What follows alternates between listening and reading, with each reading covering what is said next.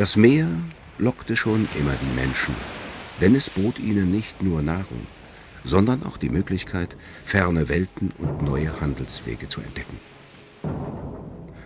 Doch schnell wurden die Meere auch zu blutigen Kriegsschauplätzen. Bereits in der Antike lieferten sich Phönizier, Griechen, Karthager und Römer erbitterte Seegefechte, bei denen ihre Flotten mit Rammspornen und Enterbrücken aufeinanderprallten. Im 8. Jahrhundert begann die hohe Zeit der nordgermanischen Wikinger. Ihre Drachenschiffe sorgten an vielen Küsten für Angst und Schrecken. Und wahrscheinlich waren sie es, die lange vor Kolumbus Amerika erreichten. Die Hanse, ein wehrhafter Handelsbund deutscher Städte, erlangte durch mutige Seefahrer Macht und Geltung.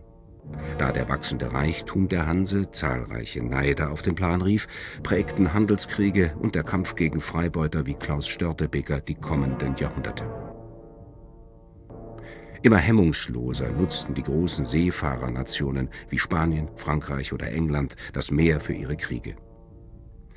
1588 ging Spaniens Armada im Kampf gegen England unter. In der berühmten Schlacht von Trafalgar im Jahre 1805 besiegte der englische Admiral Lord Nelson die französische Flotte und begrub Napoleons Traum von der Seeherrschaft. In Deutschland spielte die Marine bis in die Mitte des 19. Jahrhunderts keine Rolle. Das in Kleinstaaten zersplitterte Land konnte sich keine eigene Flotte leisten. Lediglich zur Bekämpfung von Seeräubern gab es vereinzelt bewaffnete Schiffe. Selbst Friedrich der Große zeigte wenig Interesse für den Schiffsbau. Da Holz ein wichtiger Exportartikel war, forderte er, dass jedes Stück Holz genutzet und zum wahren höchsten Wert wiederum versilbert werde. 1848 schlug der Funke der Revolution auf Deutschland über. General von Rodowitz forderte in der Nationalversammlung den Bau einer Flotte für das künftige Deutsche Reich. Ein erstes Zeichen für Deutschlands Wunsch, unter der schwarz-rot-goldenen Flagge einen Platz an der Seite der großen Seemächte einzunehmen. Nachdem am 29. April 1848 Dänemark den deutschen Küstenstaaten den Krieg erklärt hatte, um die Annexion Schleswigs durchzuführen, kaufte Deutschland Schiffe in England. Von einer eigenständigen Marinepolitik konnte aber auch danach nicht die Rede sein. Die einzige Seekriegshandlung des Deutschen Bundes fand 1849 unter Admiral Bromley vor Helgoland statt. Es kam lediglich zu einem kurzen Feuerwechsel zwischen Dänen und Deutschen, der aber militärisch nicht von Bedeutung war. Die deutsche Revolution scheiterte. Am 10. April 1852 ging auf der Barbarossa, dem Flaggschiff Admiral Bromleys, die schwarz-rot-goldene Flagge nieder. Er übergab sein Schiff der preußischen Marine. Der Rest der Flotte wurde verkauft und versteigert. Selbst das militärisch geprägte Preußen unterhielt nur eine kleine Kriegsflotte. Die Politik änderte sich, als nach dem Sieg über Österreich auf Bismarcks Initiative hin im Jahre 1866 der Norddeutsche Bund gebildet wurde, der eine erhebliche Flottenverstärkung beschloss. Obgleich mehrere große Panzerschiffe im Ausland gekauft wurden, war die neue Marine noch zu schwach, um im Deutsch-Französischen Krieg 1870-71 eine Rolle zu spielen. Auch nach der Reichsgründung von 1871 stand die kaiserliche Marine weit hinter den Landstreitkräften zurück. Inzwischen wurden die Schiffe allerdings schon auf deutschen Werften gebaut und Firmen wie Krupp stiegen in das lukrative Flottengeschäft ein. Mit Kaiser Wilhelm II. Kam schließlich 1888 ein Monarch an die Macht, der die Zukunft seines Reiches auf dem Wasser sah. Inzwischen waren aus Handelsniederlassungen und Auslandsstationen deutsche Kolonien geworden, die nur auf dem Wasserweg erreicht und geschützt werden konnten. Die Marine erlebte einen gewaltigen Aufschwung. Admiral Alfred von Tirpitz, Staatssekretär des Reichsmarineamtes, brachte bereits 1898 ein Gesetz ein, das die Schaffung einer Flotte vorsah, die auch zu einer militärischen Offensive fähig sein sollte. Mit enormem finanziellen Aufwand wurden Kreuzer und stark bewaffnete Linienschiffe gebaut, und innerhalb kürzester Zeit entstand eine ansehnliche Schlachtflotte. Zur gleichen Zeit entwickelte der junge Marineleutnant Eberhard von Manthey einen Plan für einen Angriff auf die amerikanische Ostküste, der schon detaillierte Ziele für Artillerieangriffe und mögliche Landungsplätze enthielt.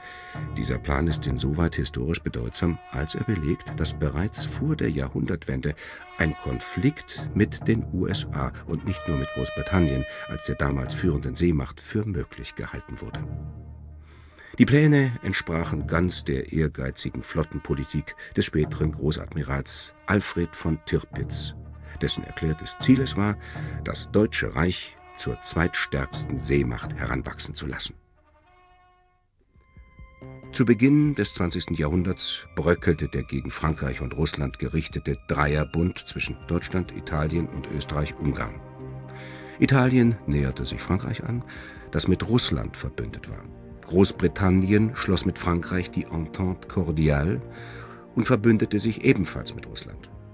Grund dieser politischen Neuordnung war die wachsende Konkurrenz zwischen dem imperialistischen England und dem wirtschaftlich erstarkten Deutschen Reich. Die Lage spitzte sich zu, und schließlich bedurfte es nur noch eines Funkens, um eine Explosion auszulösen. Am Vorabend des Ersten Weltkrieges verfügte Deutschland über eine beachtliche Schlachtflotte mit 14 modernen Großlinienschiffen, 4 Schlachtkreuzern und 7 neuen Panzerkreuzern. Von den insgesamt 44 U-Booten besaßen jedoch nur 5 moderne Dieselmotoren. Alle anderen Boote fuhren noch mit Petroleummotoren und waren daher nur bedingt seekriegstauglich. In falscher Einschätzung ihrer militärischen Bedeutung setzte das deutsche Militär die U-Boote zunächst nur zur Aufklärung ein.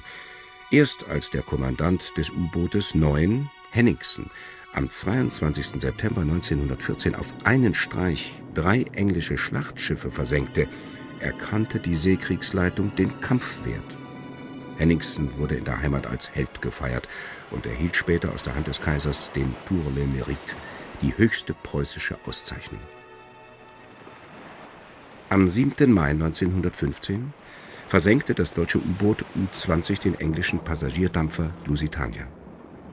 Unter den Opfern waren auch Bürger neutraler Staaten, darunter Amerikaner. Der Fall Lusitania ging in die Geschichte ein. Weil das Schiff unerlaubterweise militärische Ausrüstungsgüter und Munition nach England transportierte, hatte die deutsche Botschaft in den USA in Zeitungsanzeigen davor gewarnt, als Passagier an Bord zu gehen, da mit einer Versenkung des Schiffes gerechnet werden müsse. Entgegen der vorgesehenen Route änderte die Lusitania auf Bitten der Briten ihren Kurs und geriet dadurch in das Operationsgebiet von U-20. Die Engländer wussten genau, dass der neue Kurs der Lusitania durch ein Gebiet führte, in dem ein deutsches U-Boot lauerte, das dort wenige Tage zuvor bereits mehrere britische Schiffe versenkt hatte. Zu diesem Zeitpunkt ging die deutsche Seite noch davon aus, dass sie durch den verstärkten Einsatz von U-Booten England von den notwendigen Lebensmittellieferungen und wichtigem Kriegsnachschub abschneiden und damit in die Knie zwingen könnte. Tatsächlich war die Zahl der Versenkungen zunächst so hoch, dass die Rechnung aufzugehen schien. Als England reagierte, das Konvoisystem einführte und spezielle Jagdverbände auf die deutschen U-Boote ansetzte, gingen die Versenkungsziffern jedoch deutlich zurück. Mit Beginn des verschärften deutschen U-Boot-Krieges wurden seit Ende Februar 1916 auch bewaffnete Handelsschiffe neutraler Staaten, die England mit Gütern versorgten, wie feindliche Kriegsschiffe behandelt und ohne Vorwarnung angegriffen. England seinerseits begann, das Deutsche Reich durch eine Seeblockade militärisch und wirtschaftlich auszubluten. Der Versuch Deutschlands, zu den völkerrechtlichen Regeln des Seekriegs zurückzukehren, stieß in Großbritannien auf keinerlei Gehör. Als England sich weigerte, die völkerrechtswidrige Seeblockade aufzuheben, erklärte Deutschland am 1. Februar 1917 den uneingeschränkten U-Boot-Krieg. Innerhalb bestimmter Sperrgebiete griffen die deutschen U-Boote von da an auch unbewaffnete Handelsschiffe aus neutralen Staaten an. Schiffe außerhalb der deutschen Sperrgebiete wurden nach der Prisenordnung aufgebracht und durch Artilleriebeschuss versenkt, nachdem die Mannschaften sich in die Rettungsboote begeben hatten. Politisch war dieser uneingeschränkte U-Boot-Krieg für Deutschland eine Katastrophe. Denn er beschleunigte den Kriegseintritt der USA. Die Amerikaner hatten sich zwar bei Kriegsbeginn als neutral erklärt, doch ihre Schiffe versorgten in immer stärkerem Maße England mit Kriegsgütern aller Art. Die Versenkung amerikanischer Schiffe war schließlich am 2. April 1917 der Anlass für den Kongress, Deutschland auch offiziell den Krieg zu erklären. Die USA hatten einen Vorwand gefunden, ihre imperialistischen Ziele auch militärisch durchzusetzen. Vor allem nach dem Krieg wollte die Siegermacht USA bei der Neuaufteilung der Welt eine entscheidende Rolle spielen. Von da ab kam die gebündelte Industrie und Finanzkraft Amerikas der Entente zugute. Die bis dahin stagnierende US-Wirtschaft blühte durch die Kriegsexporte auf. Die Ausfuhr stieg um das Dreifache. Das Deutsche Reich hatte gegen diese materielle Überlegenheit keine Chance. Der Krieg war praktisch entschieden.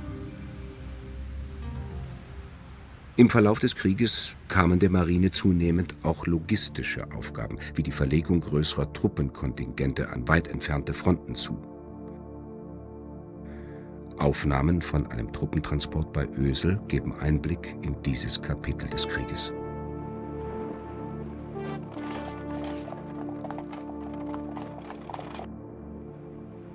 Von einigen Seegefechten bei Helgoland und der Doggerbank abgesehen, ging vor allem die Seeschlacht vor dem Skagerrak in die Annalen des Ersten Weltkrieges ein.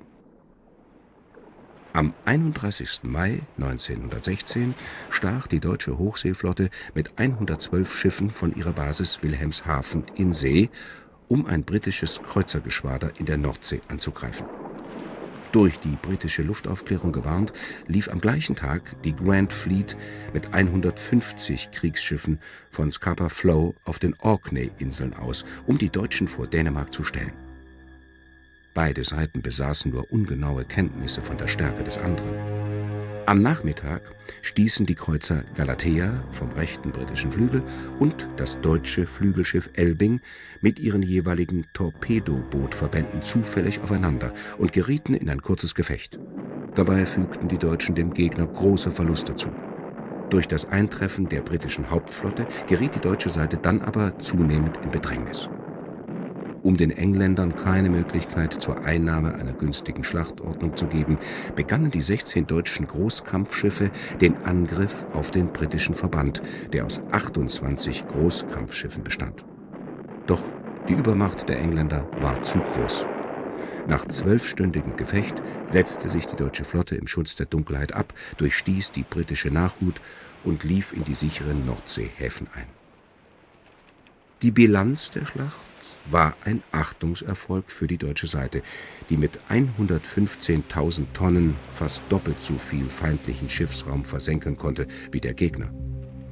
Die deutsche Flotte verlor das Großkampfschiff Lützow, das Linienschiff Pommern, die Kreuzer Wiesbaden, Rostock, Elbing und Frauenlob sowie 5 Torpedoboote.